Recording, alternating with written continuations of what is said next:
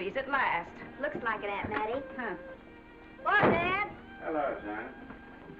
Well, daughter, how was the moving picture tonight? Lovely. Mice, that's what it was. Just a lot of mice. There wasn't anybody killed in the whole thing. No, well, then I'll stick to these. These don't talk.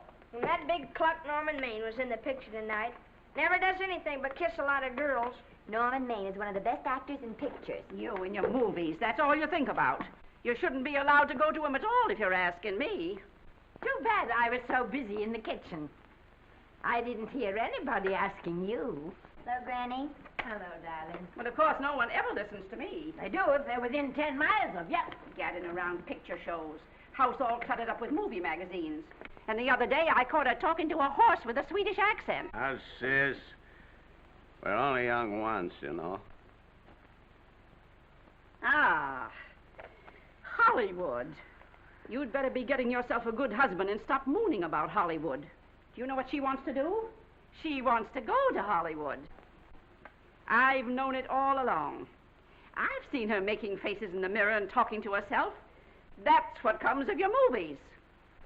Why, what would you do if you did go to Hollywood? I'd be an actress.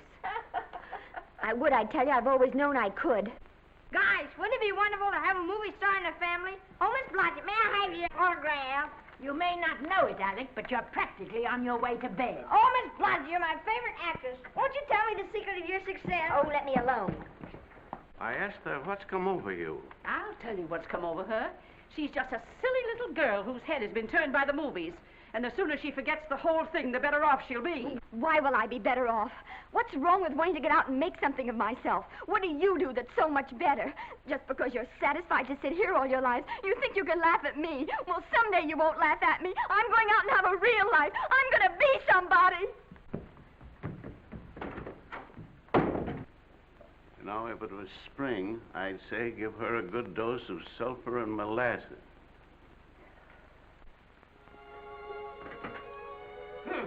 I thought I'd find you. Oh, stop that. Now, stop crying. That isn't going to do you a bit of good. Oh, I'm crying because Aunt Mattie and Alec make me so mad. Oh, Alec and Aunt Mattie. Fiddlesticks. They're not important.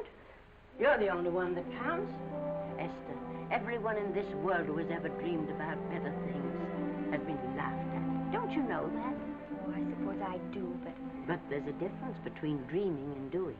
The dreamers just sit around and moon about how wonderful it would be if only things were different. And the years roll on and they grow old. And by they forget everything, even about their dreams. Oh, I don't want to be like that. I want to be somebody. Oh, yes. You want to be somebody. But you want it to be easy. Oh, you modern girls give me a pain. When I wanted something better, I came across those plains in a prairie schooner with your grandfather. Oh, everyone laughed at us as they did at all the other pioneers. They said this country would never be anything but a wilderness. We didn't believe that. We were going to make a new country. Besides, we wanted to see our dreams come true. Oh, Granny, it must have been wonderful. It was wonderful. But don't you think for one single minute that it was easy, Esther Blodgett. We burned in summer and we froze in winter. But we kept right on going and we didn't complain because we were doing what we wanted to do. Can you understand that? Yes, I can. Could you do it? Could you do it even if it broke your heart? Because remember, Esther, for every dream of yours you make come true, you'll pay the price in heartbreak. Oh, I know what I'm talking about. You may not believe it, but I was a young girl once. And a very pretty young girl. A lot prettier than you are. And I was in love with your grandfather.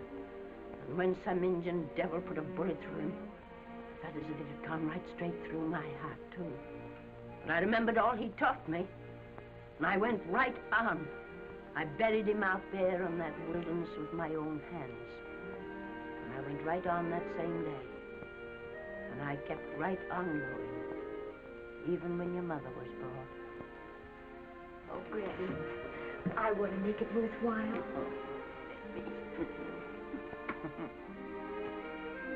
You know, Esther, there'll always be a wilderness to conquer. Maybe Hollywood's your wilderness now. From all I hear, it sounds like it. But if you've got one drop of my blood in your veins, you won't let Mattie or any of her kind break your heart. You'll go right out there and break it yourself. That's your right. Here. Oh, here. Stop that nonsense. Here. Take this and go to your Hollywood. Oh, I can't take your money. Well, why not? It's your savings. Well, I was only saving up for my funeral.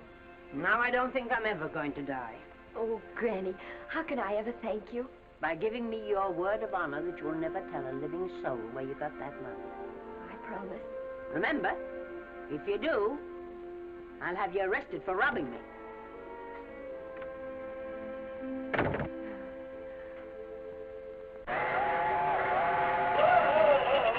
Here we are. I'll help you, Granny. Oh, I can make it, dear. Oh, my, it's cold. I kissed Dad goodbye. Just a little kiss. He didn't even wake up. I bet you didn't try that on your Aunt Mattie. Oh, Aunt Mattie. Think of her face when you tell her. I am thinking about it. I've waited for that chance for 30 years. Here she is, girl. Oh, thank you, Cody. Good, isn't it? Huh? Well, come on. Here's your prairie schooner.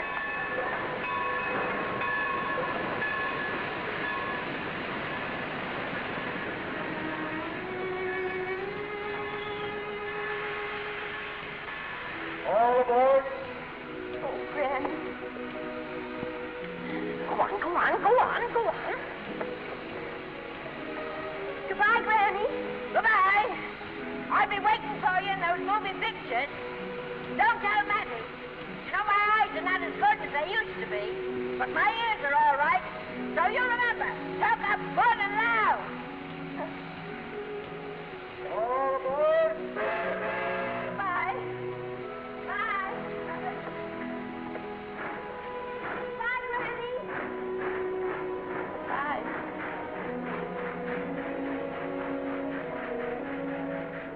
Do you want to go home now? I don't want to, but I will.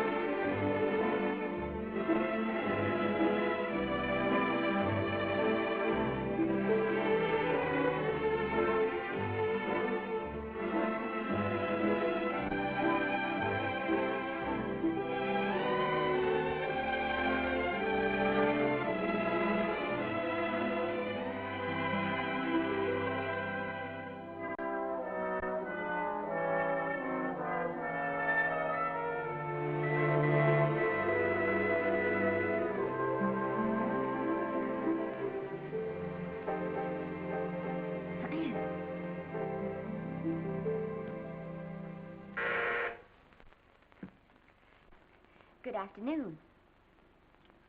Day, week, or month? Well, it's a little hard to say. You see, I'm going into the movies. Well, you better take it for a week. It'll break your jump to Beverly Hills. Are all the studios really near here? All except Gaumont British. I suppose the best way to get a job is to go straight to the studios, isn't it? Mm-hmm. I haven't any illusions, you know. I'm perfectly willing to begin with a little bit of a part, or even as an extra. $6, please, in advance. Oh.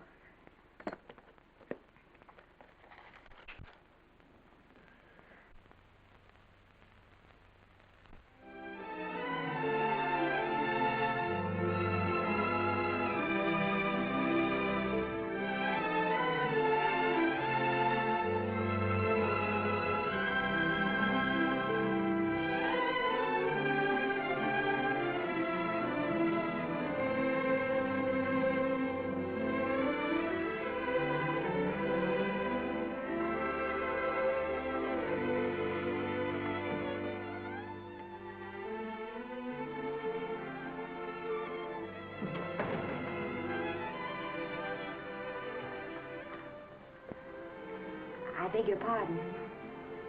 I'd like to register for extra work. How long have you been in Hollywood? Well, it's about a month now. We haven't put anyone on our books for over 2 years. Come here. I'd like to show you something.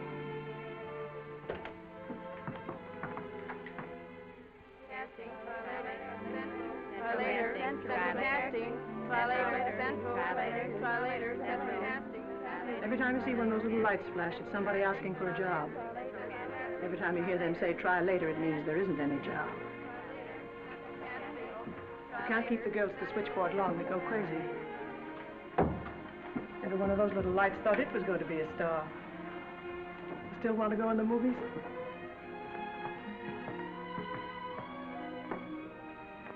You know what your chances are? 1 in 100,000.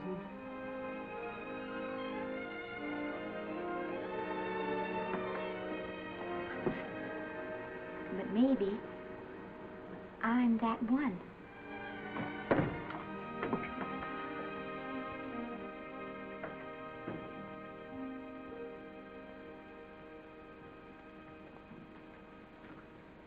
Any phone calls for me, Mr. Randall? Oh, no. Jesse Lasky and Sammy Golden must be writing letters instead. How's the luck today? There wasn't any. Maybe you don't go at it in the right way. Now, take Danny McGuire here. He knows the ropes. Don't you, Danny? Sure, I've had him around my neck for years. Huh? What? Oh, Miss Blodgett. Danny McGuire, our new tenant. How do you do? Mr. McGuire is a big director. Oh, are you really? Oh, could you possibly use me in a picture, Mr. McGuire? Of course, I haven't had much experience, but I don't think that really matters if you're willing. And Now, I really listen, feel that... lady. In the first place, I'm not a director. I'm an assistant director. In the second place, if I had any jobs to give away, I'd confer one on myself. And in the third place, you should have stayed back home in the first place.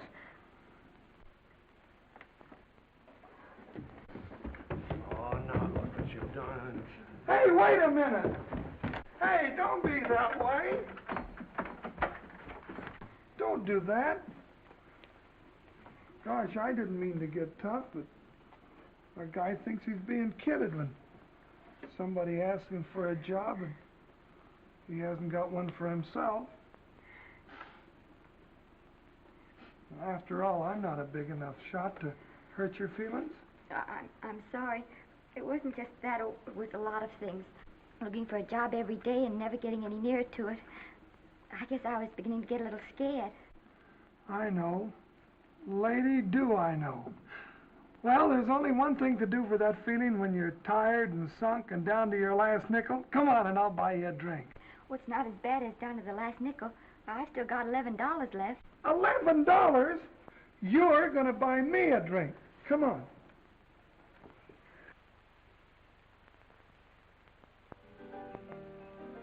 That's right, George. There's nothing like a little rum to take away that milk flavor.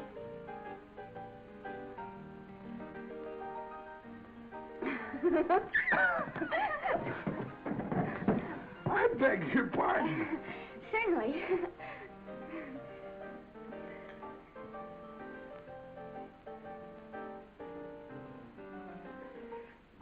And when I sign my contract, the first thing I'm going to do is see that you direct every picture I'm in. That's my pal. Of course, I'm going to be perfectly nice about it, but I'll just insist.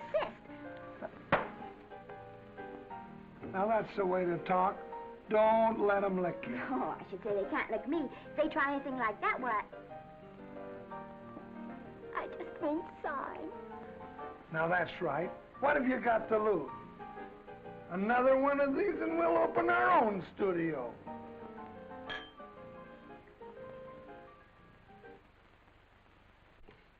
Bill rendered $24. Past due. Remit without further delay. Me.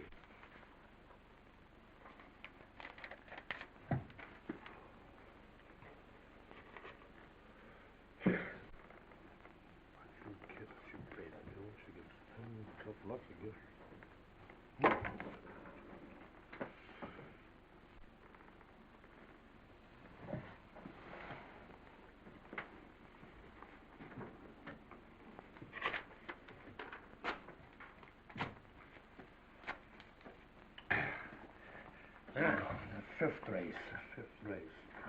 Tri-cap. Who's riding tri-cap?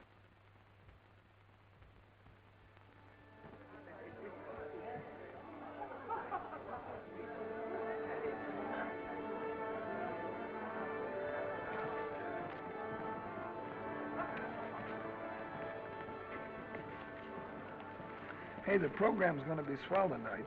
Now, you take this fella Beethoven. I'm a pushover for him.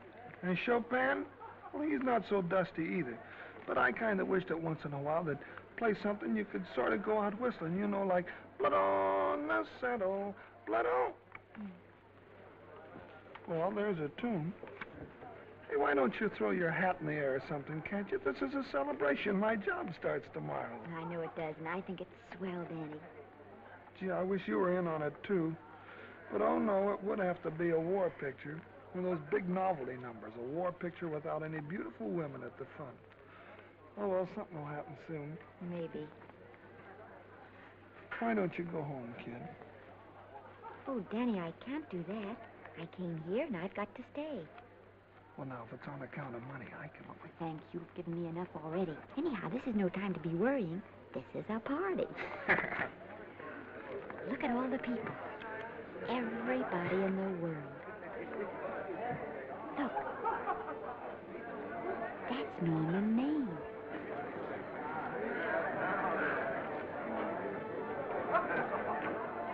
And he seems to have had that one extra cocktail.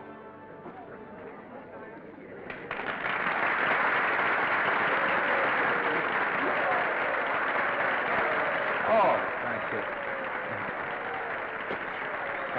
Sit down, you dope. That's for the orchestra leader.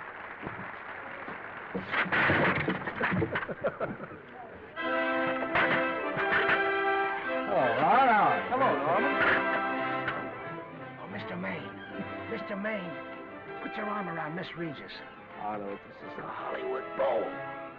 Oh, afraid of crowds. Go on, get out of here. What's the matter? You getting too big to bother with photographers? Don't want any pictures taken now. Oh, is that so? Well, supposing I take it anyway. If you do, I'll shove that Brownie number 2 of yours down your throat. Thank you, Mr. Mayor.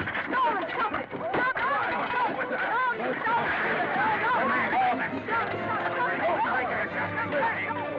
Take it easy, Mr. Mayor. Just calm down. Normie, come back and sit down. Everybody's laughing at you.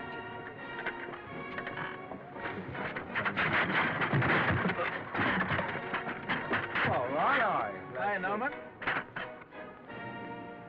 Is he always like that? Well, I suppose he has to sleep sometime. Oh, and he's so wonderful on the screen.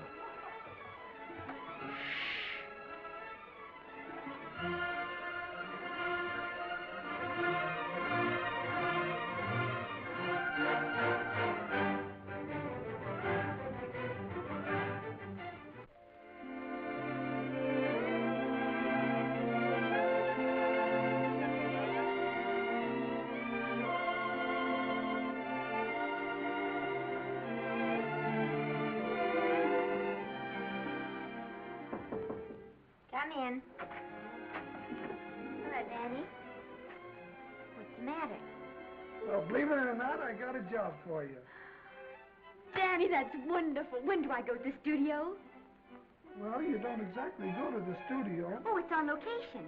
Well, it's not exactly on location. But of course, I haven't any makeup. Will you tell me what to get and sort of help me put it on? Well, you don't exactly need any makeup. You see, it's not really a picture job. It's being a waitress. Oh. Well, it's kind of a picture job if you look at it right. You said it was a waitress. Well, it's waitressing for Casey Burke, the big director over at our studio. He's giving a party tonight to kind of celebrate on account of finishing the picture, and he wanted me to get him an extra waitress, and it's $5. And I thought of you right away, Esther. That was awfully sweet of you, Danny. Well, there's going to be a lot of big people at Burke's house tonight, and I'll bet you there's any number of big directors, and if you're there, maybe they'll notice you. I could make them notice me. Sure you could, Esther. It's your chance. My chance. All right, Daddy, I'll do it. Oh, but I can't. I haven't got the right things to wear. To wear? Oh, here. Now, you don't think the wardrobe department's right next to my office for nothing, do you? A perfect fit.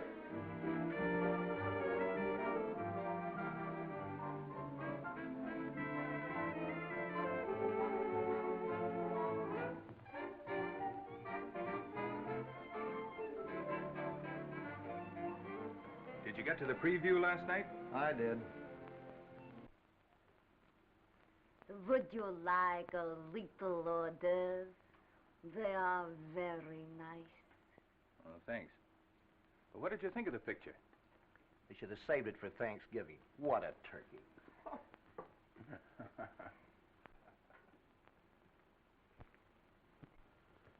Will you have some hors d'oeuvre? You do like hors d'oeuvre, don't you? I don't think there's anything so enjoyable as hors d'oeuvre before supper, and these are rarely delightful.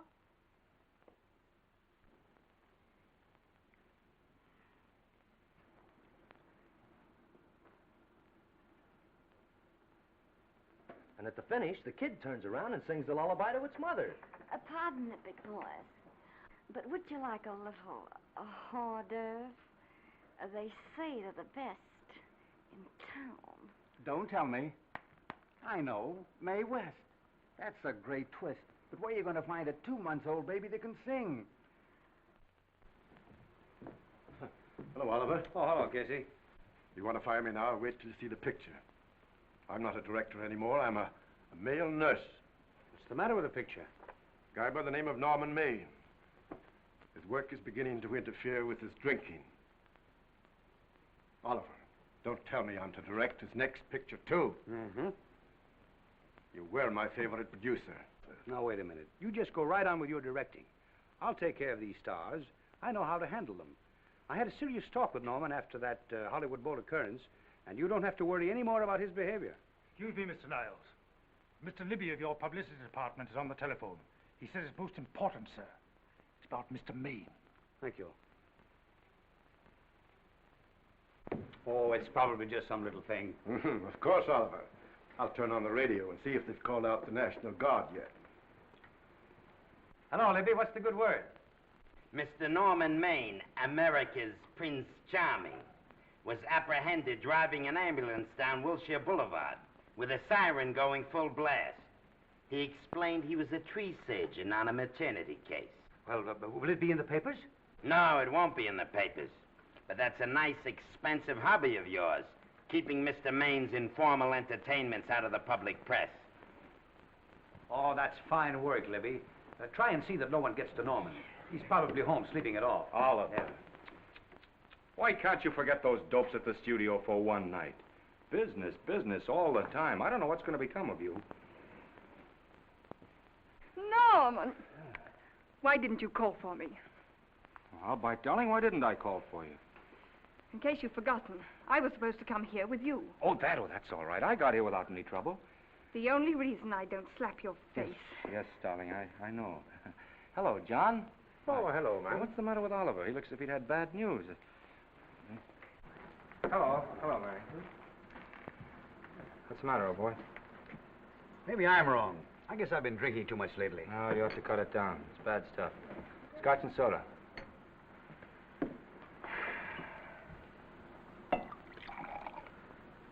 Come on.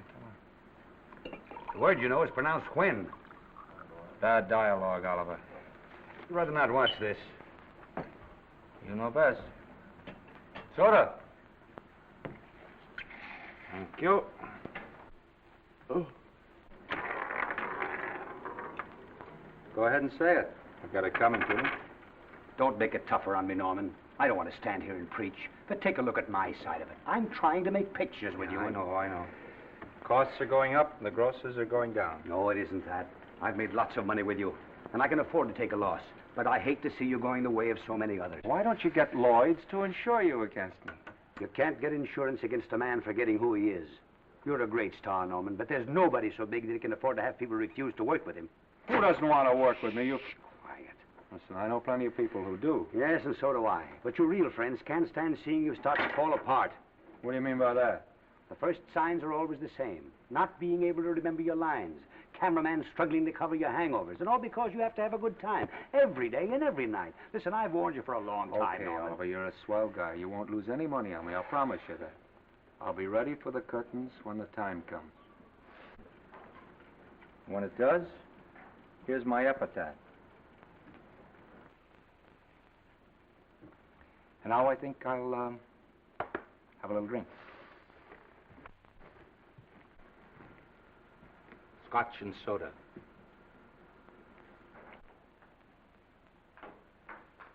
Scotch and soda. Ooh.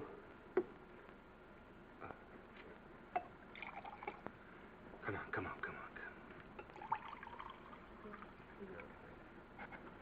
A little soda? Caviar? No, thank you. Yes, pardon me. Ah, lovely. No, I mean the caviar. Mm-hmm. No, don't go away. I'm starving. Really. Which would you take? Well, I don't know. Don't you know? I don't know either. It's hard to choose. Well, I think I'll take caviar. Mr. Maine doesn't care for any more. Do you know me? No. Well, Normie doesn't care for any more. I think I shall get very drunk indeed.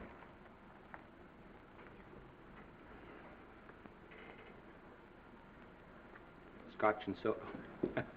Sorry, I have something.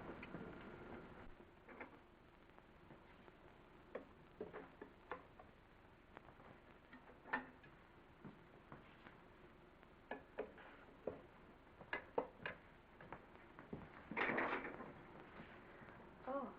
Mind if I help?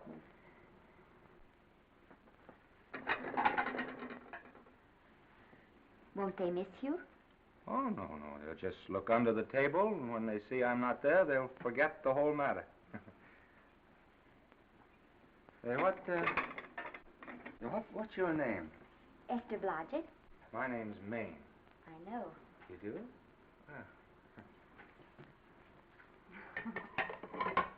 What's so funny? I was just thinking about all your fans and how surprised they'd be to see you here helping me put plates away. Oh, they don't know my finer side. They'd be pretty envious of me, meeting you this way in person. Oh, how do you do? Well, tell me, are you disappointed? Yes. Now you've done it. Oh, never mind that. That makes the room look lived in. Tell me, why are you disappointed? I was sitting behind you at the Hollywood Bowl the night you didn't want to be photographed. Yeah. I'm told I crept into many a heart that night. Oh, I can never explain this. You know, you have very pretty hair. You better get out of here. And a sensitive mouth. And a charming little Precisely why are you here instead of with the rest of the guests? I'm just trying to be helpful. I see. Are you sure there's no other attraction? Well, it might be that my old mania for putting plates away is coming back on me. It's rather odd. I always know where I can find you if there's a pretty girl around. It's not only odd, it's embarrassing. You're being deliberately insulting, Norman. I put up with this for long enough. Dear, don't lose your temper. Remember, we must try to keep the voice low. I know you'll excuse us if we go on with our work.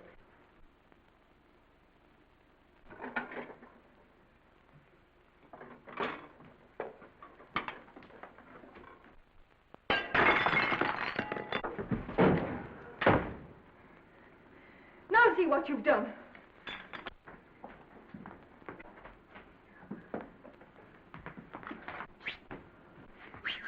Come here. Help me up. Are you hurt? No more than usual. Come on, the wolves are on us. We gotta get out of here. Oh, I can't. The dishes aren't finished. Oh, yes, they are.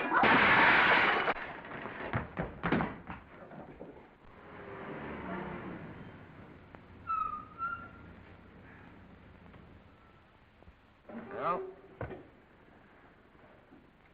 I bet I know what you're going to say now. What? Good night. Good night, and thanks. Hey, wait a minute. Hey, you realize that all I found out about you is that you're foolish enough to want to go into pictures? But why is it foolish? Look at you. Yeah, that's what I mean. No, I'd rather like to go into this matter a little more thoroughly. Oh, that's awfully nice of you. So why don't we go on up to my place and talk it over? Oh, no. Thank you very much, but I really must say good night. Good night. But you're not angry. No. I'm hungry. Well, why don't you go and get something to eat? Good night, Miss Blodgett. Good night, Mr. Maine. Wait a minute. Peter, the least I can do is to see you to your door. Will I see you again? I hope so. Has anyone ever told you that you're lovely? Well, now you know. Thank you.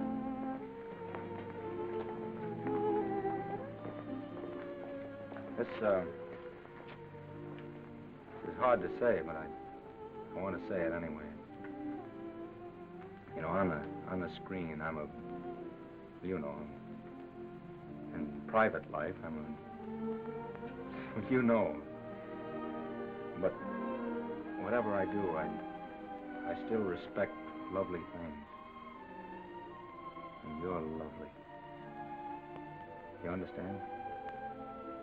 Yes, I think I do. And it isn't that bump on the head that's doing this. Well, I'm glad.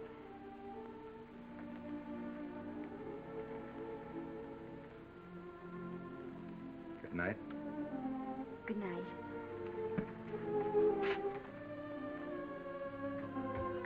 Hey! Do you mind if I take just one more look?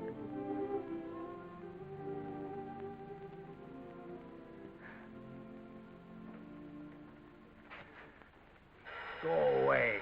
Quite impossible. I wouldn't even consider it. No.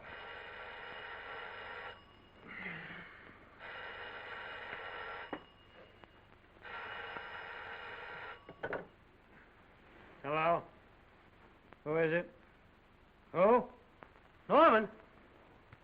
What have you done now? You're not in jail, are you? Oh. Yes, I see.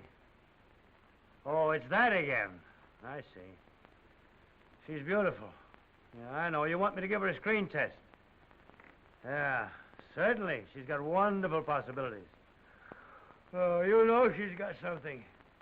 Well, you knew all the other ones had something, too. Oh, no. I tell you, Oliver, she's got that sincerity and honestness and a... sincerity and honestness that makes great actresses.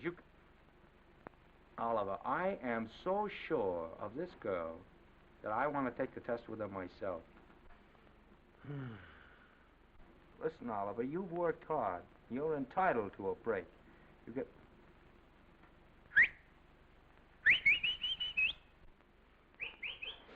Yes, I heard you. Anything. Anything. Yes, sir. Yes. Oliver, look, you try to get a little sleep now, old man. Right. All right, boy. Good night. Let's go. Now tell us.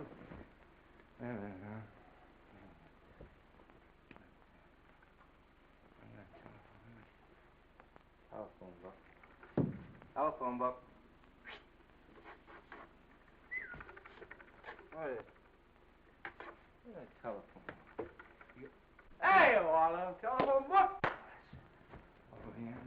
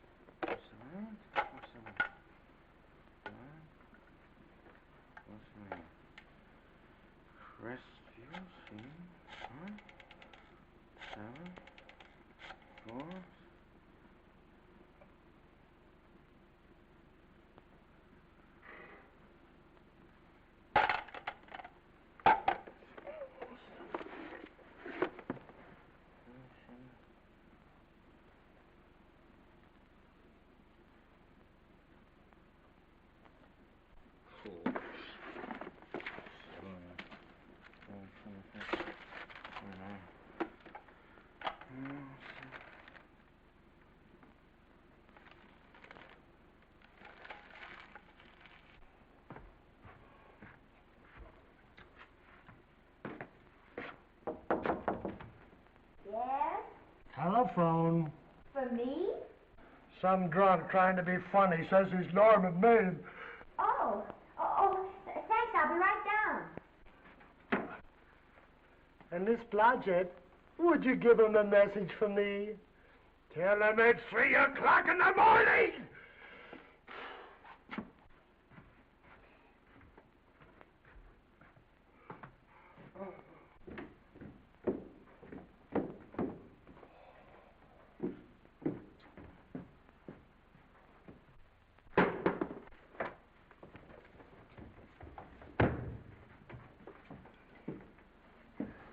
Hello? What? Oh. Oh. Oh. Oh, yes. I'll be there. Oh, thank you.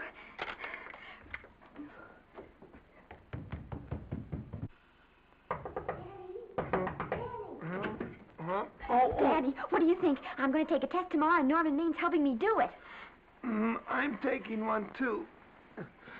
Garble's assisting me.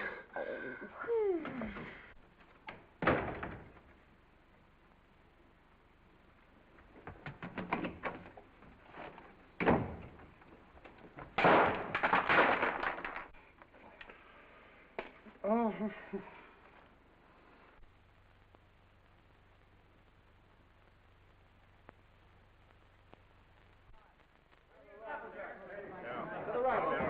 Move that gobo in. Put a silk on that broad. No, the Yankee. Is this light too hot for you, Haley? Okay, but cut down on your backlight. Put a double on that 90. Bring it down a little. That's it. Now point it. Pull down on that 150.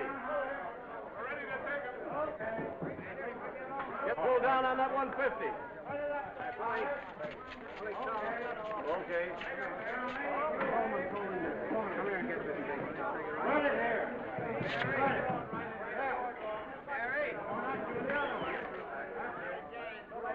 Bring me an apple box. Listen, gentlemen, please, if you don't mind.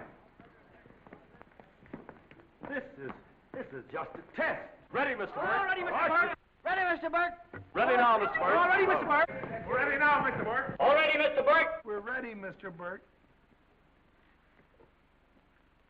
All right, let's take it. Quiet! Quiet! Quiet! Quiet! Ready, Norman? Yeah. You ready, Miss, what's your name? You'll soon know your name, Esther. The whole world's going to know it. But I'm so scared. Maybe I better not try it today. Oh, come on. Now, don't be foolish. They all had to go through this. Harlow, Lombard, Myrna Loy, and now Esther Blodgett. All right. I'm ready. This is a take. Roland. Quiet. Hey!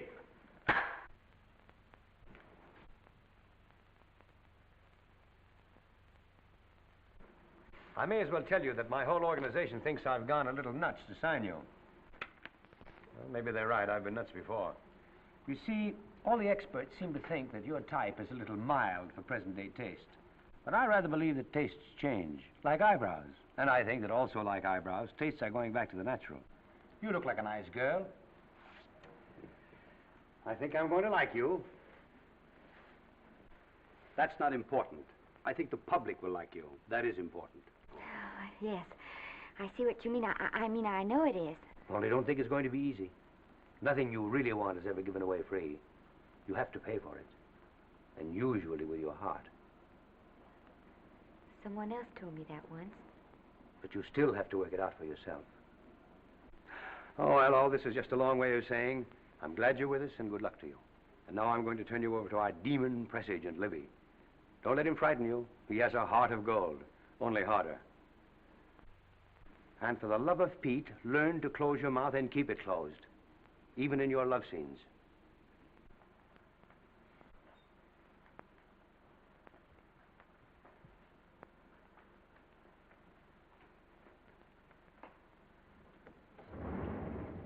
Are you a Russian? No, I was born in Fillmore, North Dakota. Oh, no. First saw light of day in a mountain cabin, a trapper's hut, high up in the Rockies. Go on. Well, I always wanted to be an actress. Dreamed of footlights as Lonely Kitty. Are you sure there's no Russian in your family? Positive. That's a shame. Well, what does your father do? He's a farmer. Social registerite father. Fed up with hypocrisies of 400, sought wilderness for consolation.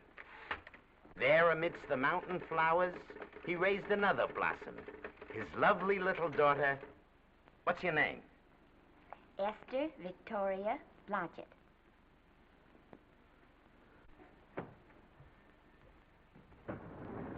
Greatly appreciating your attention in this matter, very truly. Do you know what her name is? Esther Victoria Blodgett. Hey, we'll have to do something about that right away. Esther Victoria Blodgett. Well, that Blodgett's definitely out. Let's see, Esther Victoria, Vicky. How about Vicky? Oh, I think that's terribly cute. Let's see, Vicky. Vicky what? Vicky, pronounced Vicky. See, Esther, Besta, Sesta, Desta, Festa. Oh, that's very pretty. Jester, Hester, Desta, Lester. Vicky Lester. Oh, I like that. Say it. Vicky Lester. Say it again. Vicky Lester. Say it again. Vicky Lester. Say it. Vicky Lester. Say Vicky Lester. Vicky Lester. Vicky Lester. Vicky Lester. Vicky Lester. Flash. Oliver Nile Studio discovers new starlet, a Cinderella of the Rockies. Her name is Vicky Lester. Those who have peeked tell me she couldn't be more divoon. The face of an angel and such natural talents. Her voice is a symphony. Her very walk, they tell me, is enough to drive men mad. Not that way. Get the lead out of your feet. Lift them up.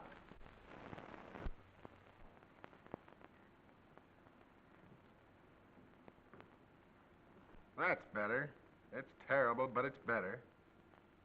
The quality of mercy is not strained. It droppeth as the gentle rain from heaven. Cease. Through the mouth, my child, through the mouth. The nose is for smelling roses. Proceed. Does she have to look surprised all the time?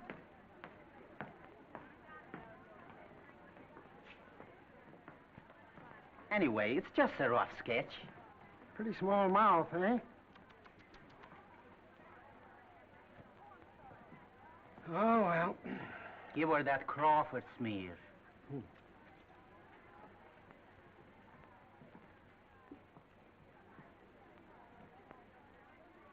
This'll give her that Dietrich. Yeah.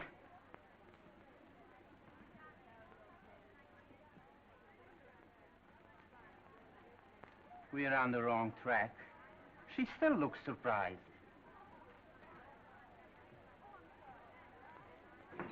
Listen, dress people. We're shooting on the set this morning, not in the commissary. Now, come on, snap into it. Acme Trucking Company?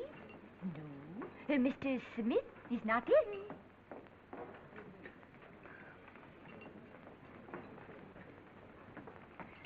Acme Trucking Company. No, Mr. Smith is not in.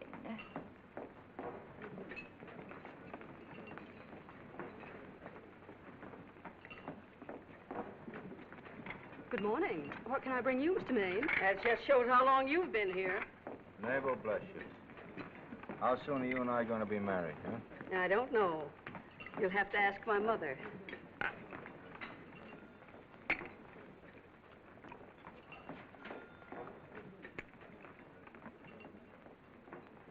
Acme Trucking Company? No, Mr. Smythe is not in.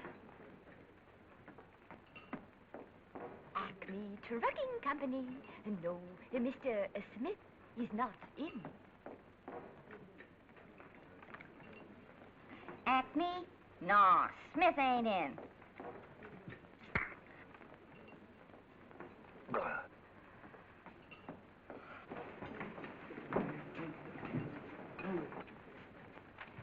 Acme Trucking Company? I'd like to speak to Mr. Smith, please. Mr. Smith is not... Oh, Norman. What's all this between you and Smith? I've got a part. It's only one line, but it's in the picture. So it's ambition that made you break that date with me last night. Well, I had to be here so early this morning, and... So did I. I had to stay up all night to make it. You've started your picture, haven't you? No, we're still in the testing stage. You can't seem to get the right girl for the lead. Gee, you'd think with all the girls there are that... Yeah, I know, but this one's got to be different. She's got to be little and cute and sweet and intelligent. Well, blow me down. What? Well, close my tired old eyes. Well, what is it? Hold everything. Come on. Come on.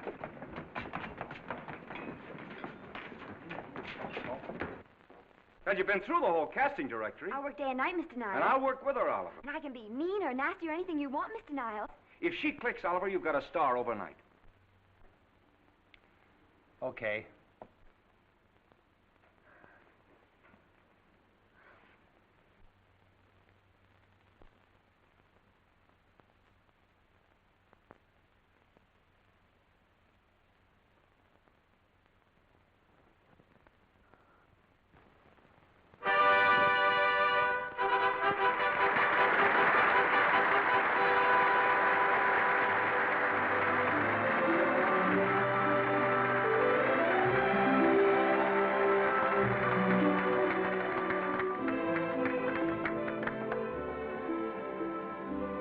Wait till you hear them at the end of the picture.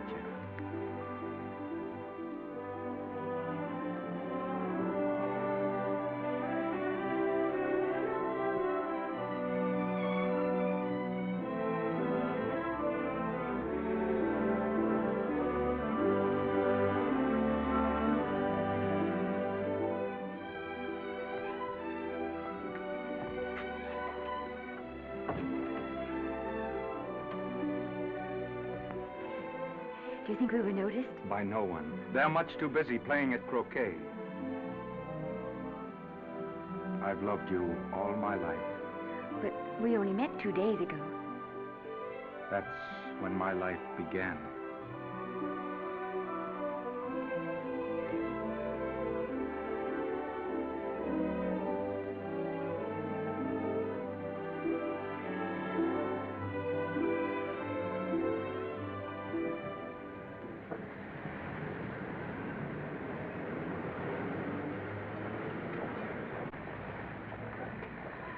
she cute? You know, I think she's the same type I am, don't you? I think she's sweet. Well, it's Vicky Lester's picture, all right. I think she was much better than he was. These producers are so horribly dumb. They won't know how good she is. Well, maybe it's because she's a good girl. Oh, Maine's not so bad, but it's Vicky Lester they'll go to see. Isn't she, darling? I think she's the most precious little thing I've ever seen. The knockout, Libby. You might mention that when you write your review. That Lester kid's a gold mine. Didn't you like Norman Maine? Was he in it? Libby, I'm afraid we have another hit. Huh? It's in the bag, neatly tied up with beautiful pink ribbons. Say, where are Norman and Vicky? I don't know. I thought you had them. I wish they'd come. We're having a party at the Trocadero. Isn't it thrilling running away from people? Norman, it's so exciting, So new. A star is born. Come on, run.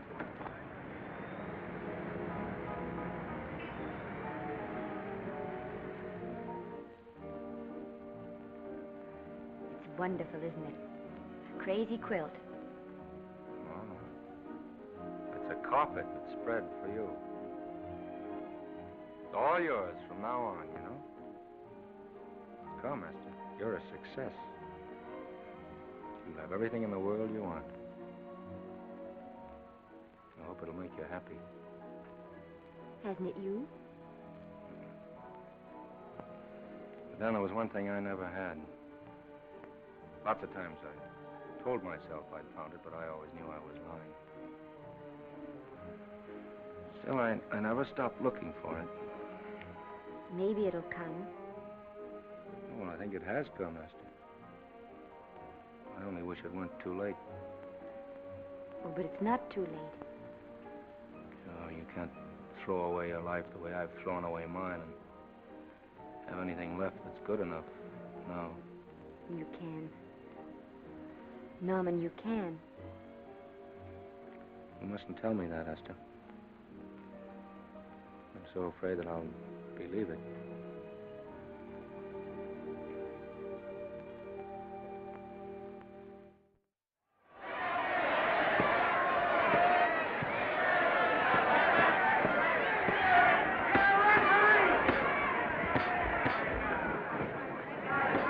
Gotcha. Shoot your right. Swell, isn't it? Lovely. What's Gotcha getting? Can't you hear me, Gotcha? Shoot your right!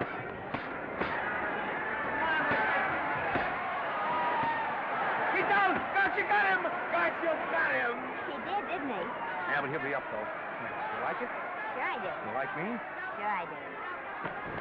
Oh, that reminds me. Will you marry me? No, thank you. Come on, Gotcha, finish him. Why won't you marry him? Wasn't that dependable? Hey, shoot your right! Throw away your money? Break him up in there. Break him up. Drink so much. Well, suppose I quit drinking. Yes? Come on, Gotcha, shoot the right in there, the right! Suppose I save my money. Yes? There he goes, let him have it! Suppose I became absolutely dependable on all occasions. Yes?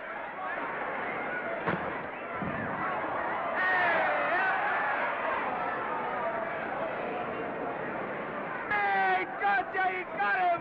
He's got him! He certainly did.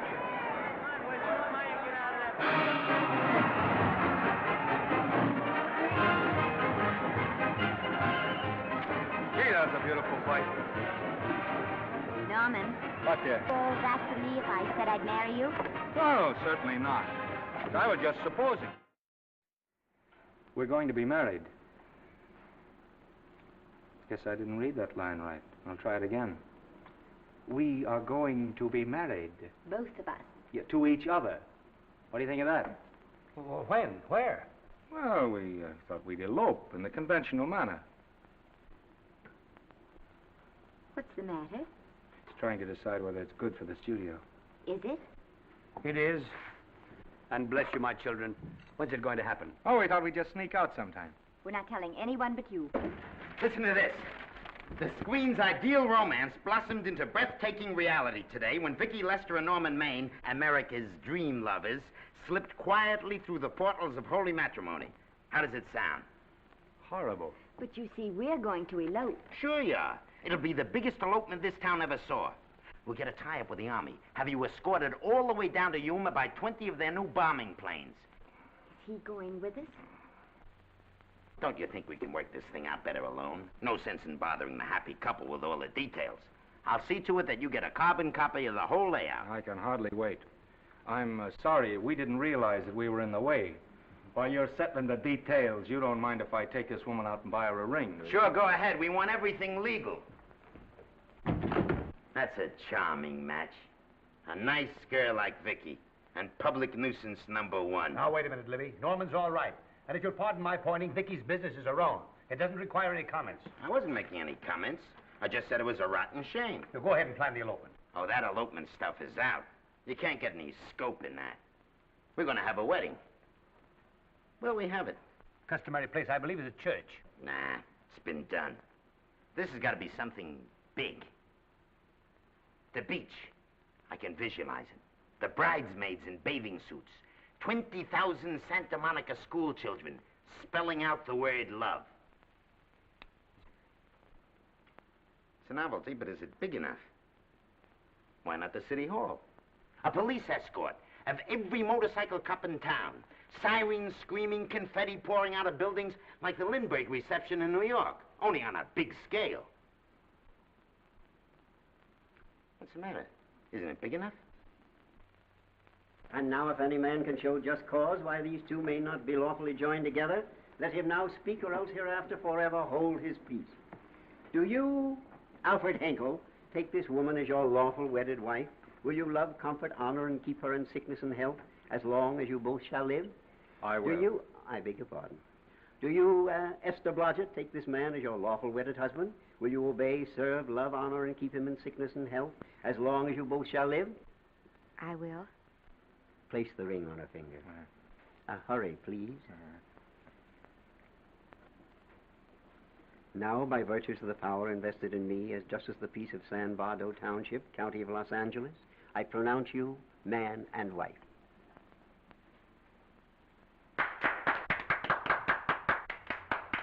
Quiet! And now I must exercise my prerogative of office. I hope you'll be very happy, Mrs. Henkel. Thank you. Thank you, sir. Oh, Thank Danny. you very much. Now, if you'll please sign the license. Oh, yeah. You know, Mrs. Henkel, I can't help but believe I've seen you somewhere before. Oh, really? Well, I believe this is the first time I've ever been in San Vardo. You know, your face is familiar, too, Really? Mr. Henkel. There you are, sir. Thank you very much. Oh, Here's your thank you, receipt. sir. Thank you. Goodbye. Goodbye. See you again. Yes, goodbye. No, I don't mean I'll see. Oh. Yeah, I think you got by with it. But it was close. That JP was just beginning to remember where he'd seen us. Well, anyway, we got away from Libby. Hello, Toots.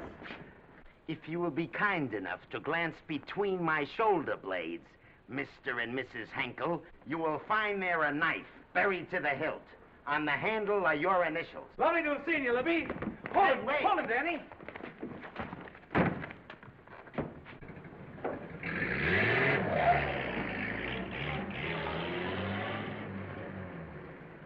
There go a couple of rats I raised from mice. Well, they got a right to get married, haven't they? I haven't got any right to double-cross the public, and I haven't done it yet. Hey! People versus Porky Washington, who is charged with violating Section 600. Young man, you're in contempt of court. Operator, get me the Los Angeles Tribune. I've a good mind to put you under arrest. Wait till I make the score. You wait, too. Tribune, give me the city desk. Johnny, this is Matt Libby. I got a flash for you. Norman Maine and Vicky Lester were married at 2:30 this afternoon. Vicky Lester? Court recess.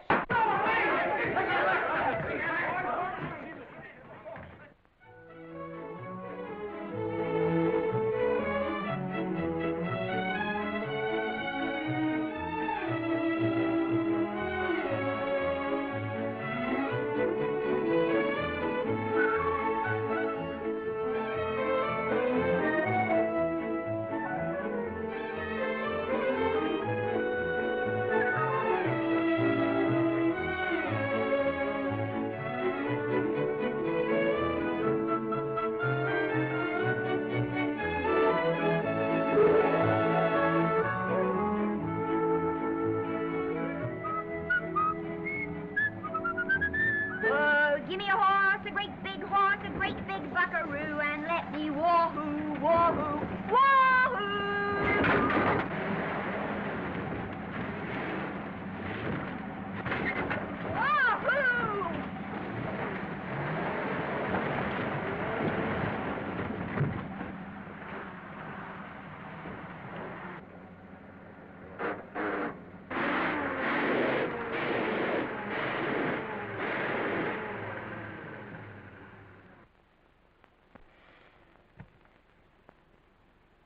Wahoo.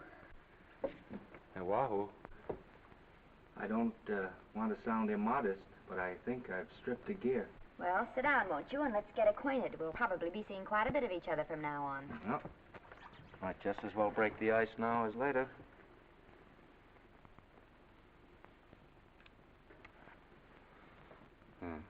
Now we're old friends. Say, have I got time for a shower before dinner? Plenty, if you can find a shower. I never can remember where that thing is. Does it pull out or slide under? Here, I think I can find it. No, it's the linen closet. Here it is. Nice work. Oh, half the time those things are just luck. I'll see if I can disinfect this steak.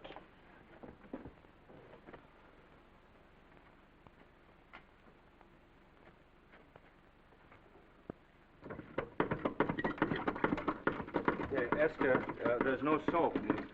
Here. Thank you. Oh, and Esther. Yes, dear? I'll need a washcloth. Oh. How are you fixed for cigarettes? And you know I never smoke underwater. Hey, what do I do to make this thing work? Pull that gadget at the top and pray for rain. Well, I can't reach it. I can't get my hands up. If you've gone in there with your arms down, you'll never get your bath. Unless you're a contortionist. Yeah, well, I'm not a contortionist, and don't throw that up to me now. You knew it when you married me. Will you close this door, please?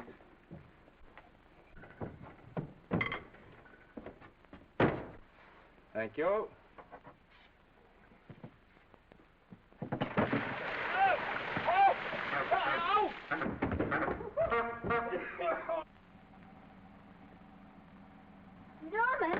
Norman, here comes the car. You got it? Huh? Here, quick. Quick what? Quick, go out and stop them and ask for help. Oh, I'll catch cold. Oh, you'll get warm again. Yeah, I don't. Oh, dear, they'll recognize me. Now, you keep your face down. Go on. There may not be another car for a week. Well, howdy, partner. Howdy. Stuck? Yeah, how'd you guess it? Can you get us some help? Well, I reckon not. You know, it's a long way to town. We're pretty busy down at the place. Well, I got to get out of here. I've got my wife with me. Doesn't she like the country? No, and we're short of food. There's a lot of game in them woods. You know, well, my wife can't shoot. Well, you're sure up against it. Sorry I can't do anything for you. Well, wait, listen, I'll be frank with you. I'm Norman Maine. Who? Norman Maine. Well, my name's Judd Baker. Glad to have met you. Well, so long. Hey, wait a minute. Listen, you don't... So you're Norman Maine.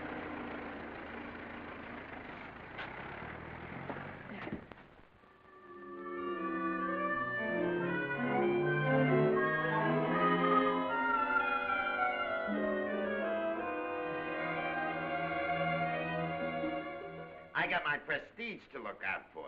I'm supposed to be the best publicity man in the racket, and they laugh themselves sick when I even try to get a decent mention of Maine.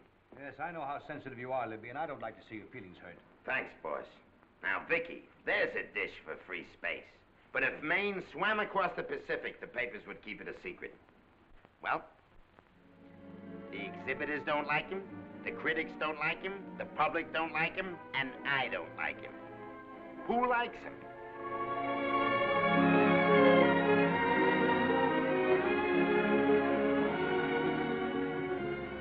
Oh, but darling, this is almost too much of a surprise.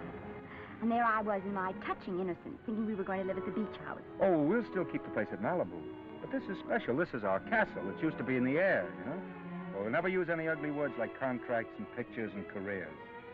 When we come in those gates, we'll check the studio outside. Come on, I got another little surprise for you.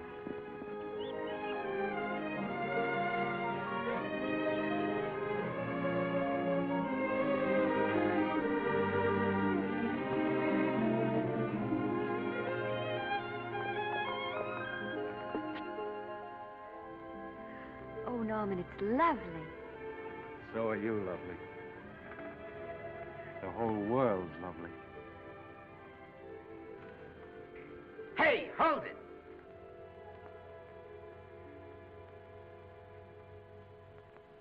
That's it. Caption: their honeymoon never ends. All right, let's get some pictures. Now, if the bride will sit here and the groom stand behind her, we'll have something unique. Now let's go after something different. You sit down and she'll stand up. Pretty radical, isn't it? Yeah, but in a nice way. Okay, Otto, fire. Caption: their honeymoon begins anew.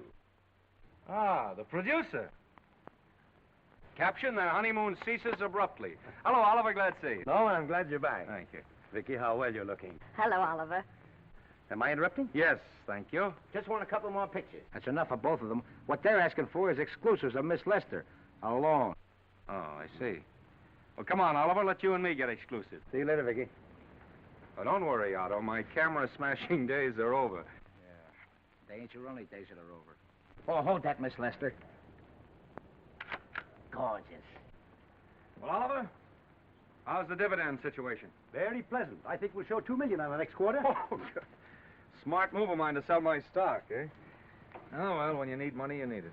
Well, some people save up for just such an event. You know, there's bound to be a rainy day occasionally. Yeah, but as a citizen of California, I've always refused to admit that. Yes, I know, but still it does rain. Well, anyway, you can thank me for some of those dividends of yours. Mm-hmm. Oh, can't you? Oh, sure, sure. That was a little too quick, Oliver. The matter, the Enchanted Hour was a smash hit, wasn't it? Well, it made Vicky a star overnight. Yes, it should have. What about me? Oh, let's talk about business at the office, Norman. Beautiful pool you have here. Beautiful. Oh, now let's talk about it here. Didn't they like me? Well, maybe the pot wasn't just right. That was the best part of the year. Look, Oliver. You think I'm slipping? Can you take it? Yeah, go ahead. The tense is wrong. You're not slipping. You've slipped. Oh, my fan mail's still big. Norman. Fans will write to anybody for a photograph. It only costs 3 cents for a stamp, and that makes photographs cheaper than wallpaper. But every 25 cents they pay for a theater ticket buys them the right to be a critic. And your last few performances, Norman, have not pleased your critics.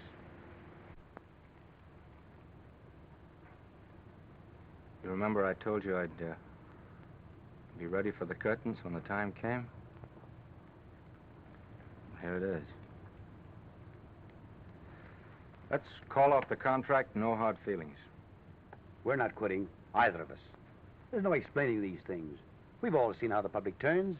Maybe we can turn them back. I've got a swell script lined up for you. About Esther. If you think that I'm going to get in her way... Well, as a matter of fact, as it happens, there's no part in this story for her. I'd more or less planned to star her in a picture of her own, with that young Pemberton opposite her. He's coming along nicely. Good for young Pemberton. All right, Oliver. We'll make a try at it. Let's hope it's not too late.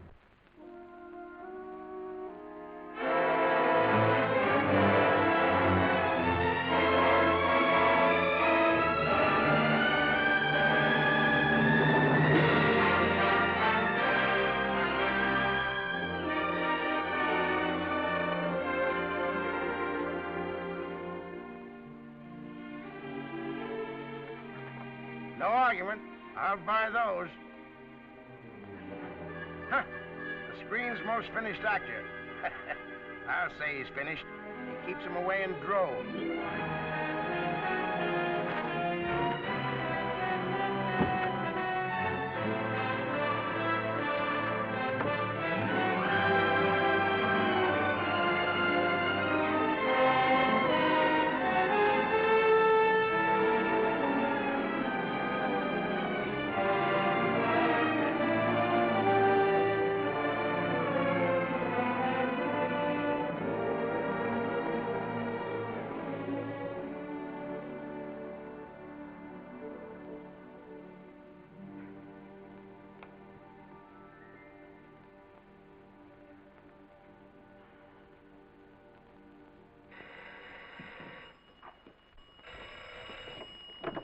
Hello?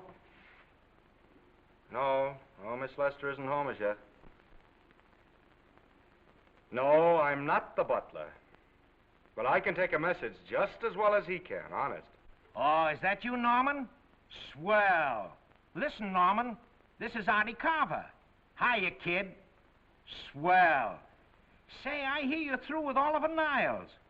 Is that on the level? Oh, please, Artie. I'm not news anymore. Forget it. Say, what kind of a settlement did you make on your contract? Give me a figure so I can do a story on it.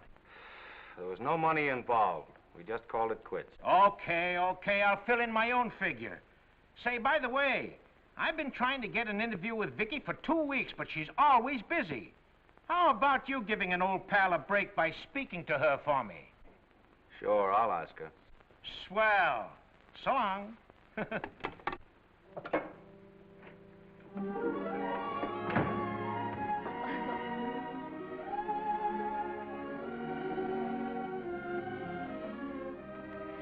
I didn't mean to be late, darling, but Casey wanted All right.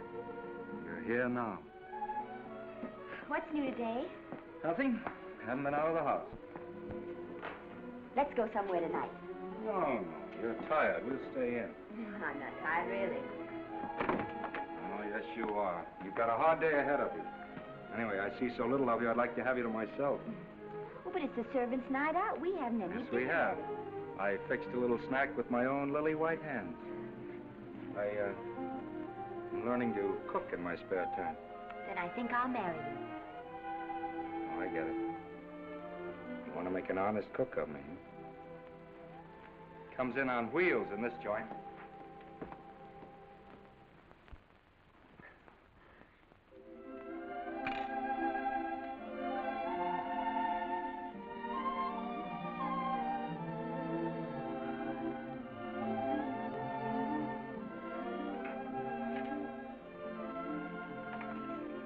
Yeah? How's it look? Wonderful. Huh? That's what I thought. Now then, don't be formal, just pitch in. Yeah?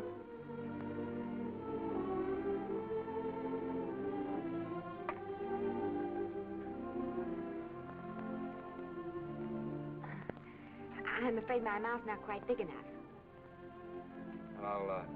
I'll measure it next time and make them to size. A little hard to lift, too. In fact, I think I'll take those measurements right now.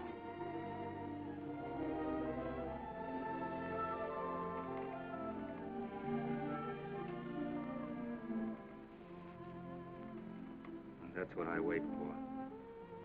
All day. And that's why I rush home without even changing my costume.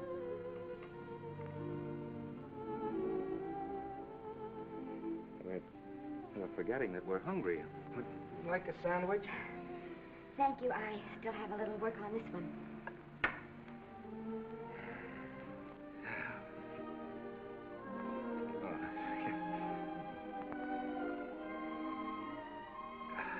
Norman, will you unhook my dress? I can't breathe. Mm-hmm. You know, all the time I thought it was the kiss that made you breathless. A lot of hooks, hmm? Uh-huh. Why don't you have a zipper? That's a good idea. You got it? Yes.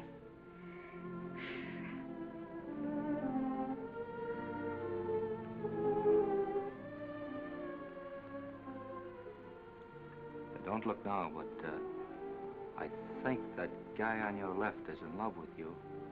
I hope so.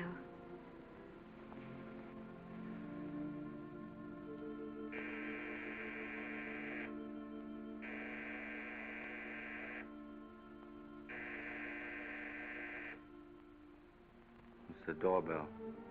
Is it? Maybe they'll go away. Oh, I never do at a time like this. You... Just a minute, dear. I'll be right back.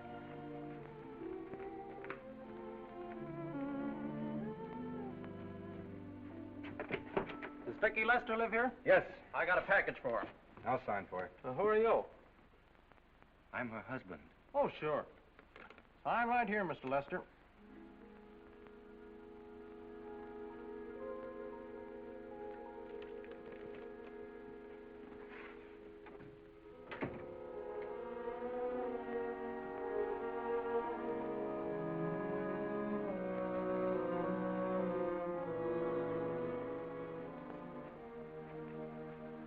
package for you. Oh, by the way, I forgot to tell you, they want you for a benefit to Shrine Auditorium next Wednesday night. I told them I'd ask you. And, Oh, darling, I don't want to hear about that now. Well, you better wait till I finish before I forget them all. The Academy dinner secretary phoned. She wants to know if you want a table reserved for you.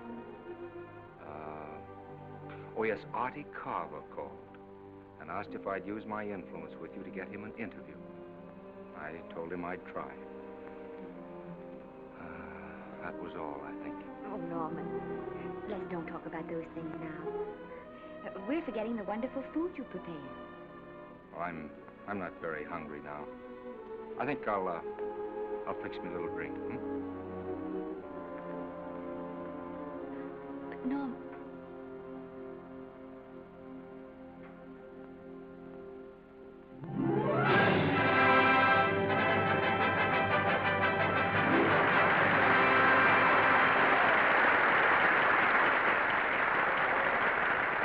Norman would come. Stop worrying. And think how nice that statuette is going to look on your mantelpiece. Do you suppose anything's happened to him? But of course not. He's just been held up in traffic. You think about that statuette.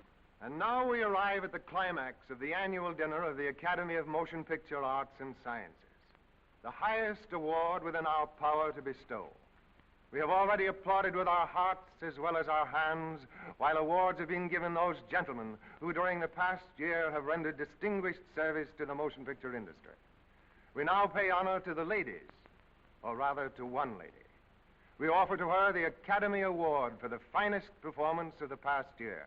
She has already had the world's acclaim, but this is the tribute of her fellow workers, the men and women of this industry.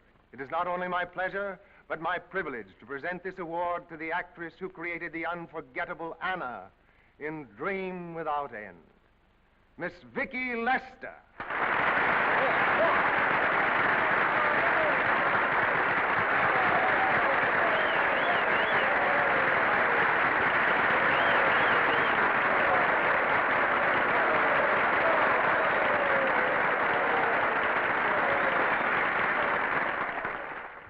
What more can we say, Miss Lester? This says it all for us.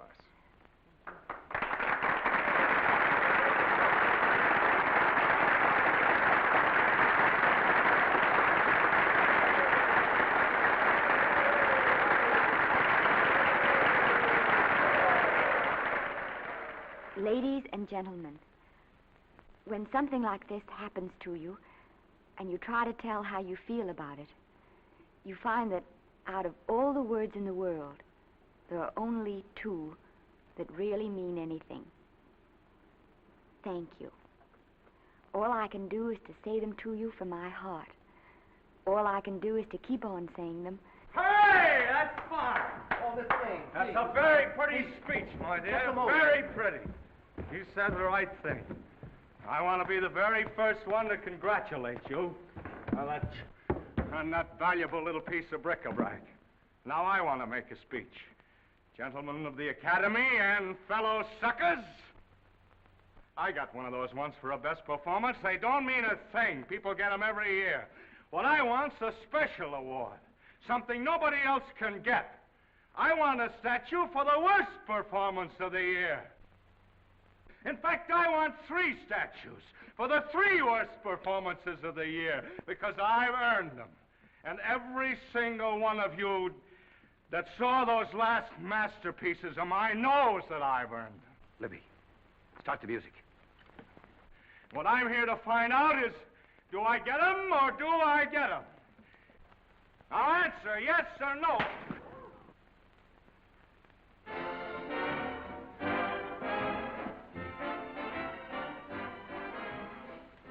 Norman, darling, let's go and sit down.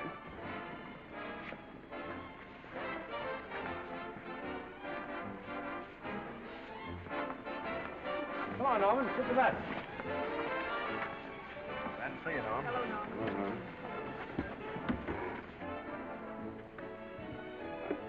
Well, Norman, how are you? Hi, Oliver.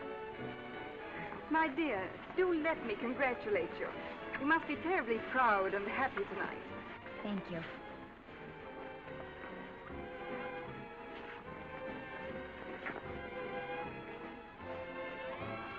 Somebody give me a drink.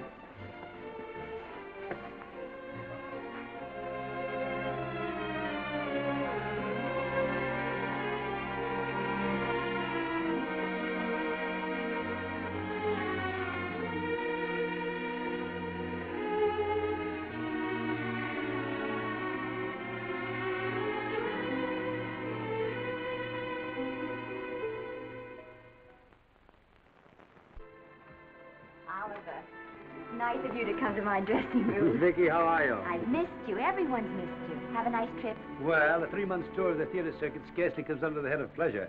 But the way they're screaming for your pictures all over the country. Miss Lester, if I may talk shop, you are a knockout. Thank you. It's good to hear that. You've been crying. A little.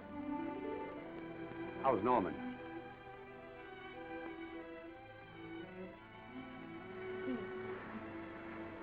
Well, he's trying awfully hard, Oliver. Letting Norman leave this studio was the hardest thing I ever did. There was nothing else I could do. I know. Has he been... Is he all right? He's gone to a sanitarium. He really wants to stop drinking. And I think he could only... Well, perhaps if he could start working again, there would be some encouragement. Oliver, could you do that? Yes. Oh, thank you. But he mustn't ever know I told you. He won't know, and you mustn't worry. I want you to keep up your good work in this picture. I'll try, Oliver. That's the one thing I can do for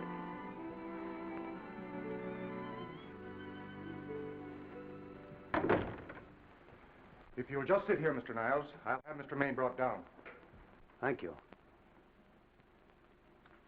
Brought down.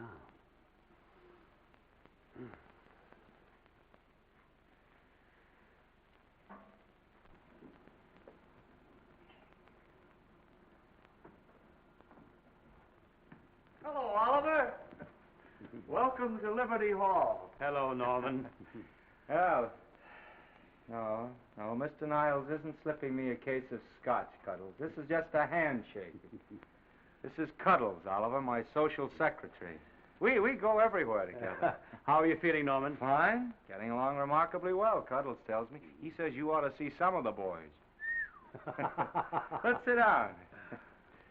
Yeah. Cuddles, we really don't need you. Touching, isn't it? Can't bear to have me out of his sight. Are you comfortable here, Norman? Comfortable. It's positively luxurious. They even have iron bars in the windows to keep out the draft. How much longer are you going to be here? Oh, well, I'm really cured now. I'm just staying on for an extra week or two to get in good shape, you know. After all, there's no particular hurry to return to the cameras. That's what I wanted to talk to you about. I've got a script with a fine part for you in it. Gee, Oliver, that's great. That's great. Who plays opposite me? Well, it is not exactly the lead. Young Pemberton's doing that. But I tell you frankly, I consider your part better than the lead. Oh, I see. It's better than the lead. Well, of course, it isn't terribly long. But it's one of those parts that makes an impression on you. They'll be thinking about you all through the picture. Mm-hmm. Well, the thing is, Oliver, I'm pretty well set at another studio. I'm not at liberty at the moment to tell you which one. You know yourself how those things are. Of course. But it's a big picture. It's one of the biggest of the year. Mm-hmm. And the part. Every actor in Hollywood would give his teeth to play it. Well, that's fine, Norman. Naturally, that will tie you up for a while. But we won't get to this picture for some time.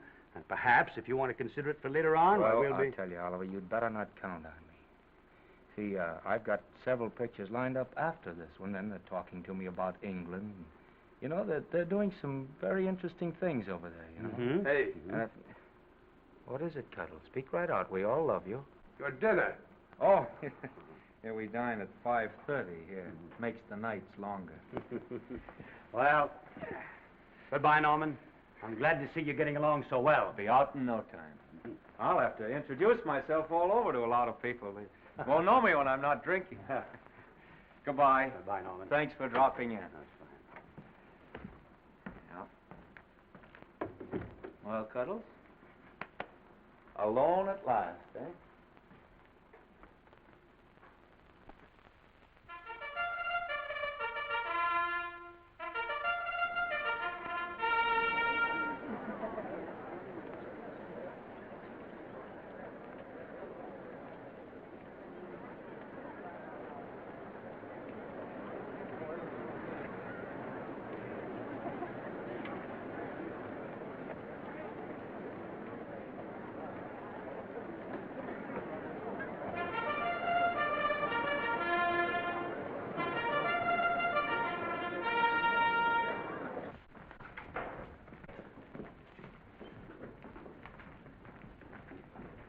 Bert? Sam? How are you, Marion? Oh, hello. Hello. Hello, Normie. Glad to see you. How I hate to run into these has-beens. They give me the creeps. Me too.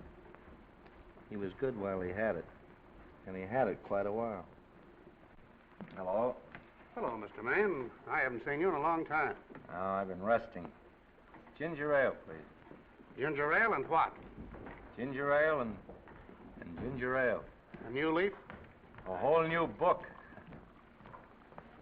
Thank you. Scotch straight. Hello, Libby. Why, it's Mr. America of yesteryear. Do they let you wander about now without a keeper? Oh, sure. I'm a trustee now. Didn't expect to find you at Santa Anita. What do they do with the actors while you're away? Oh, they cut them into slices and fry them with eggs.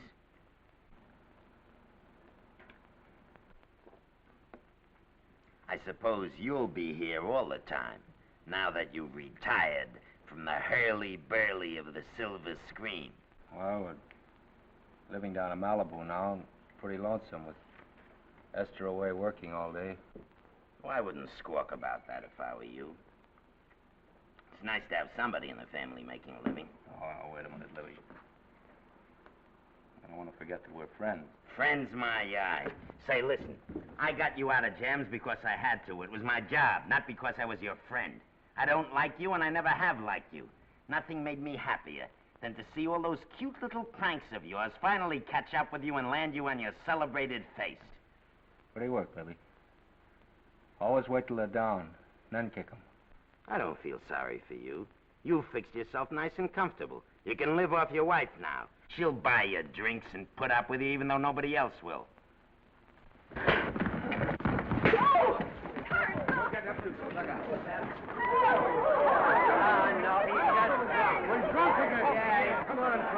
a minute. Come on outside for you, wise guy. I'm Norman Maine. Well, that's not my fault. Oh, don't bother to toss him out. He's harmless. All right, Mr. Libby, if you say so. Sure, let him go. What can he do? He can't fight any better than he can act. Norman Maine. Oh, he's drunk again. Why, he's been drunk for years.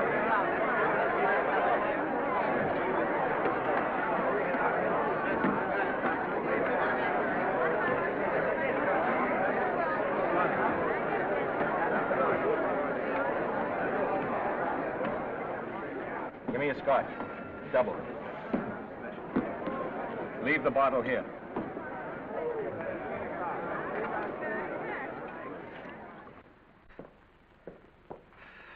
Vicky, you'll be ill. Why don't you try to get a little sleep? But he's been gone 4 days. 4 days and not a word.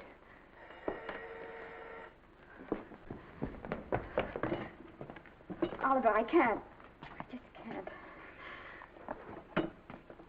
Hello? No, this is Oliver Niles speaking. What? Where? Thank you.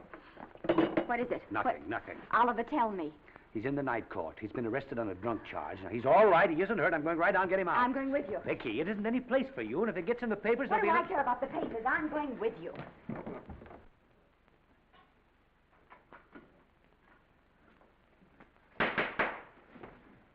Division 30, Municipal Court, County, Los Angeles, now in session. The Honorable Judge J. Parrish presiding. Be seated, please. Were you able to do anything? The judge wouldn't even see me. Ready, Your Honor.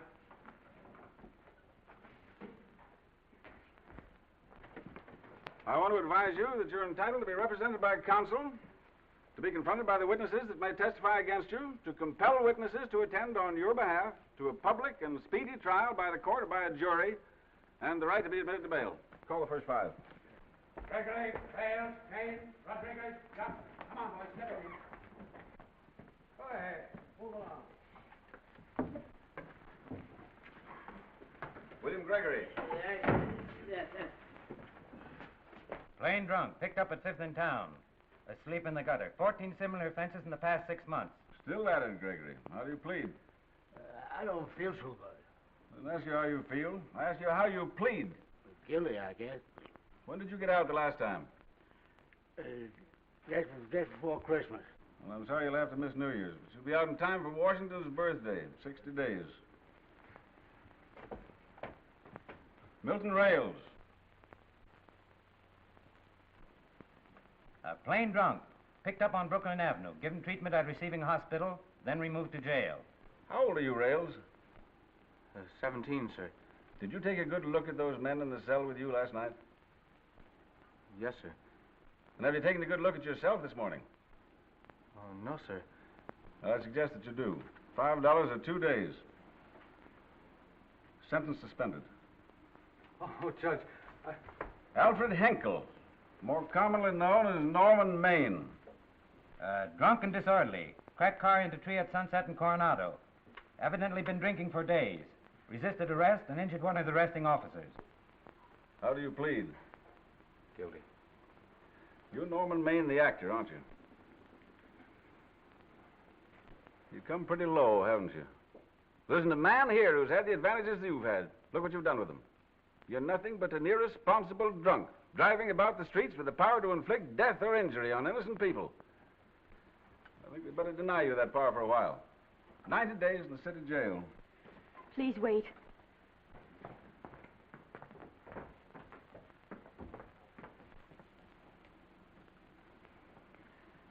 I'm his wife.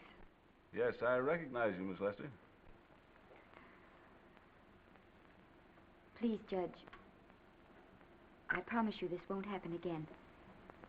I'll be responsible for him. If you just won't send him there. You realize that this man, when drunk, is obviously a menace to public safety? And you realize, too, Miss Lester, the responsibility you'll be assuming to this court and to the Commonwealth? I do. Sentence suspended. Prisoner remanded to custody wife. Thank you. You can get him at the jail entrance, madam. Jose Rodriguez. Plain drunk, picked up at 1st and Main, 2nd offense. How do you plead? I think I'm guilty, Your Honor. 60 days.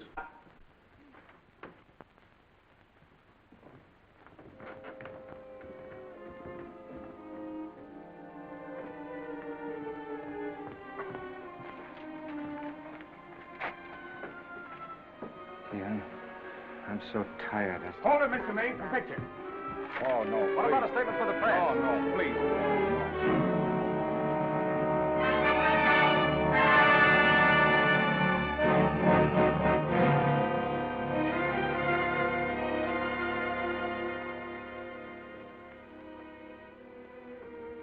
He's still asleep.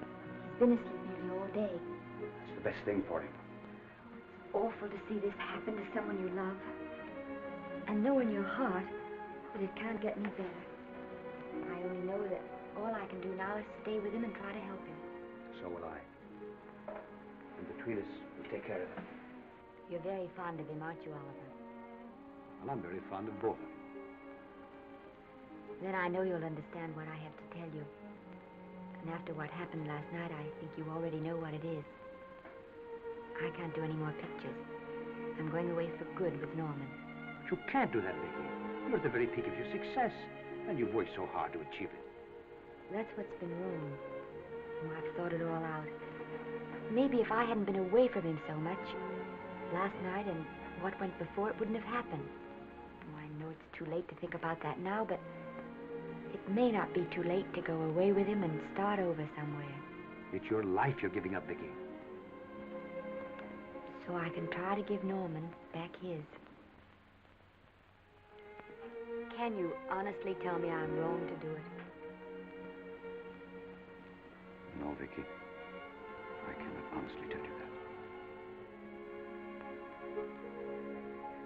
Then there'll be no more Vicky Lester.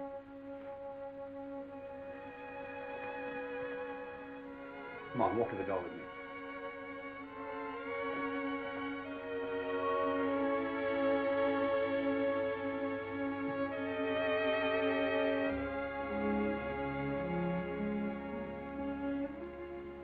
Goodbye, Vicky Lester.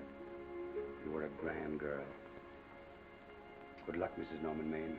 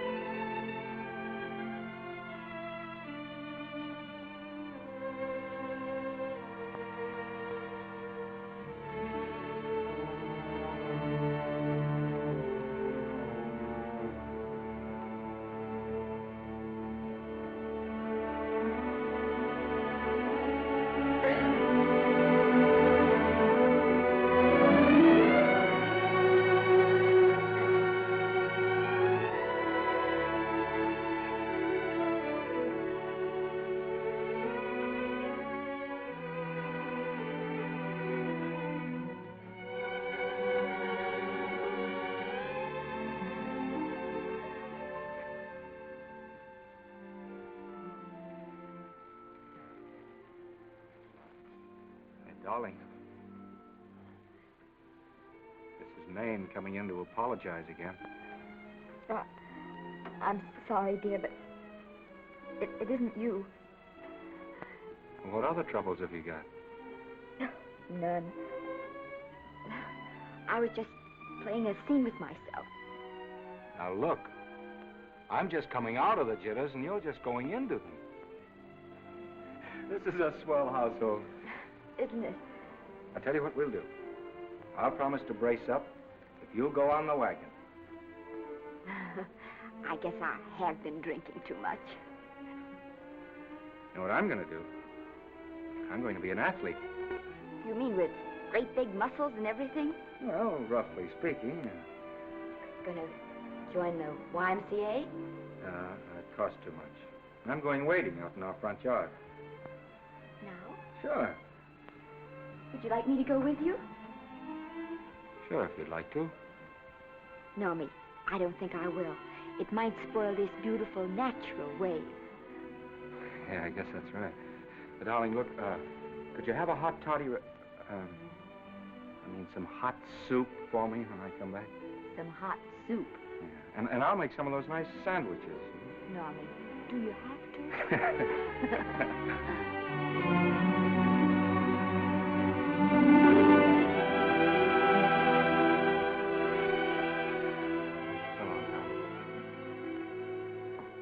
Now, don't stay in too long.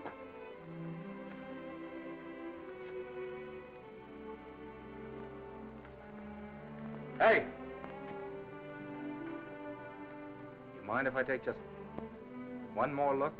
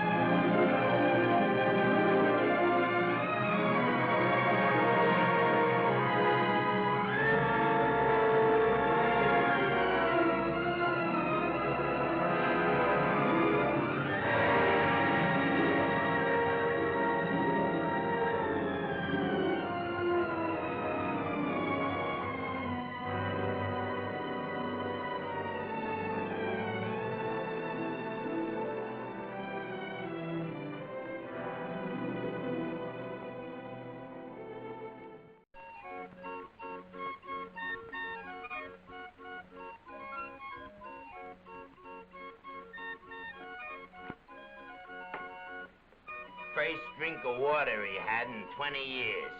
And then he had to get it by accident.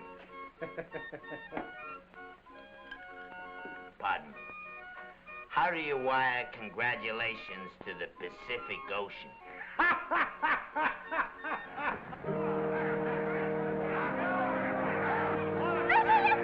Oh, you can't see her face. Hello, Vicky.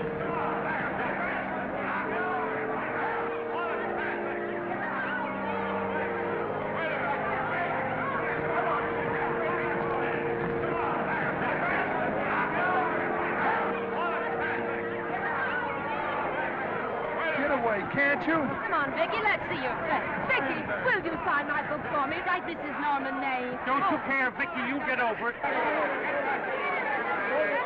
Stand back, can't you?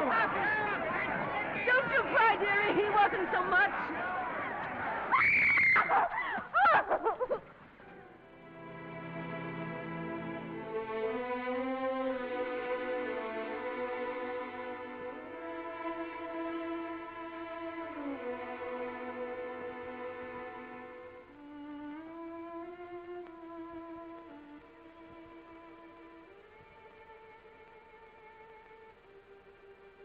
Do you mind if I take just one more look?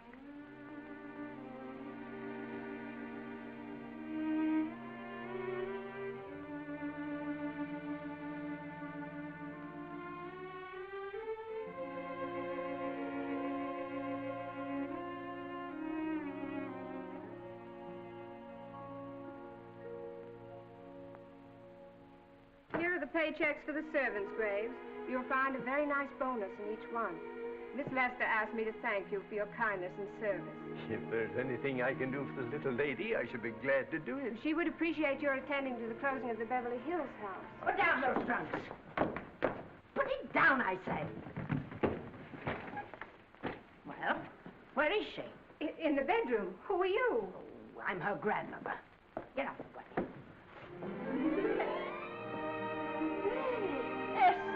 Granny, darling. Oh, I'm so glad to see you. What made you come? Oh, I know when I'm needed. Now get out of here. Go on. Get out of here, all of you. I want to talk to my granddaughter alone. I came just as quickly as I could. But I'm going home. I sent you a wire yesterday.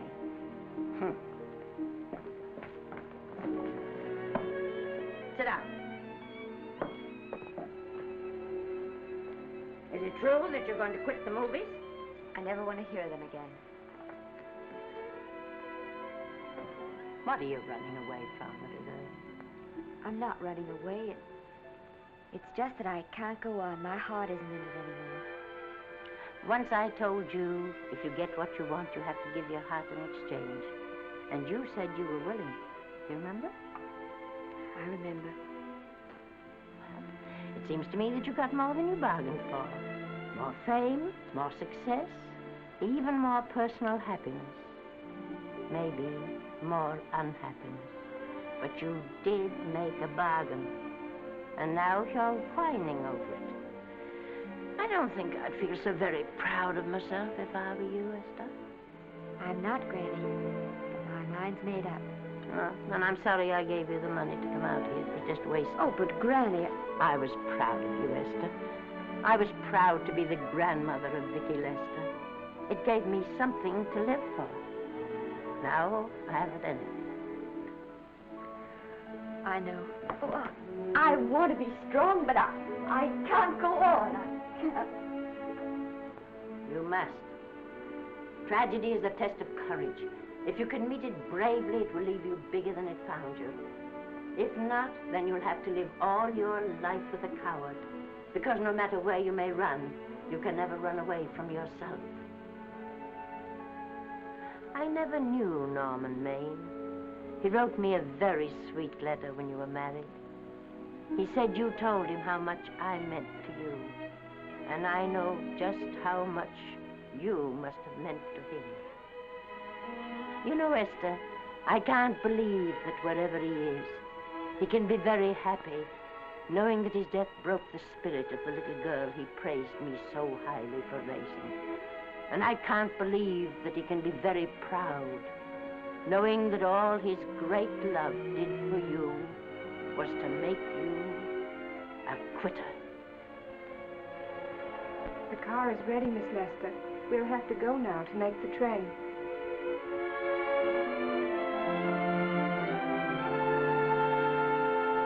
Put the car back in the garage. Granny.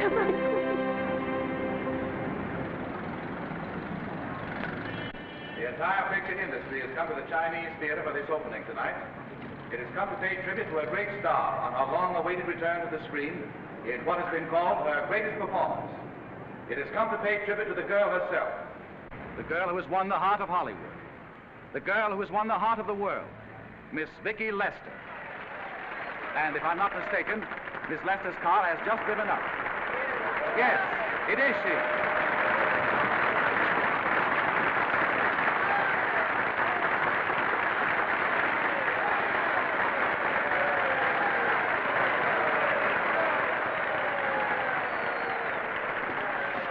This doesn't scare you too much. I scare very slowly, young man. Just smile, folks, please.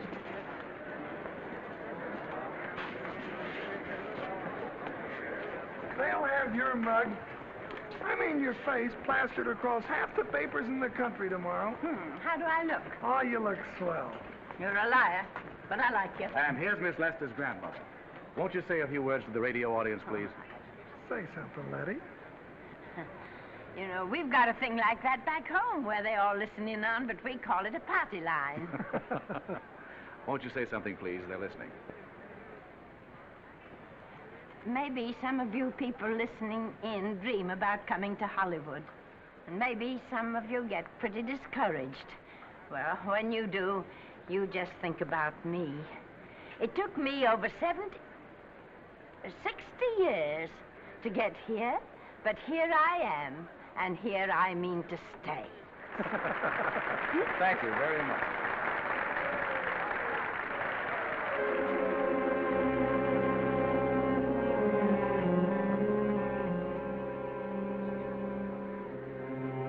Miss Lester.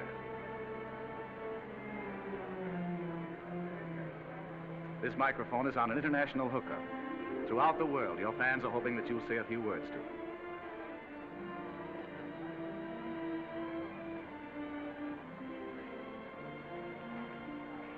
Hello, everybody. This is Mrs. Norman Maine.